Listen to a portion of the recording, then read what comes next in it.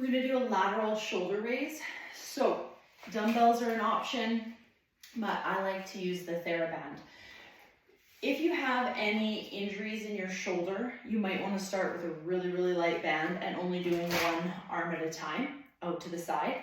But keep note, if you have lower back issues, doing one side at a time makes you brace one side of your core.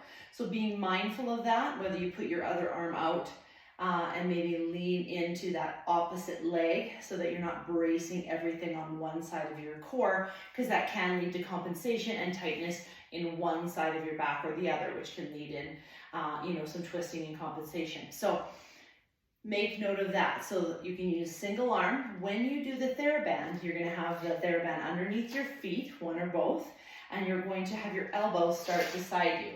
I do not keep my arm completely straight on this one. My elbow is slightly bent and my thumb is up, because when my thumb is up, my humerus is externally rotated. And then I only come up to where I feel those two deltoid muscles, the anterior and the lateral deltoid.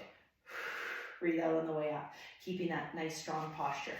So we're aiming for 10 to 12 repetitions, keeping the chest up, shoulders nice and down across the ribs, gazing forward, breathing out on the way up. Again, putting more weight into that opposite leg if you tend to have any lower back issues. Okay? Doing both legs at the same time. One leg on the TheraBand is a lot easier than both. Okay, be mindful, the closer you hold to the foot, the harder it is.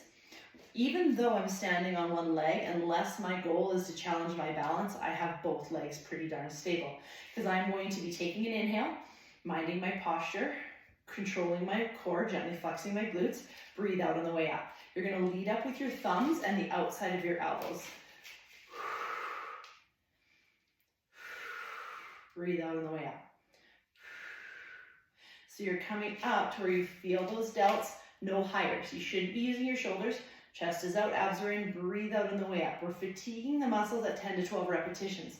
So if you can do more than 10 to 12 repetitions, we want to make it a little bit more difficult. If you can't get to 10 to 12 repetitions without the forearm or the upper traps, give yourself a little bit more slack, right? We want to be able to do that 10 to 12, but without having the upper traps, the lower back, or the forearms kick in.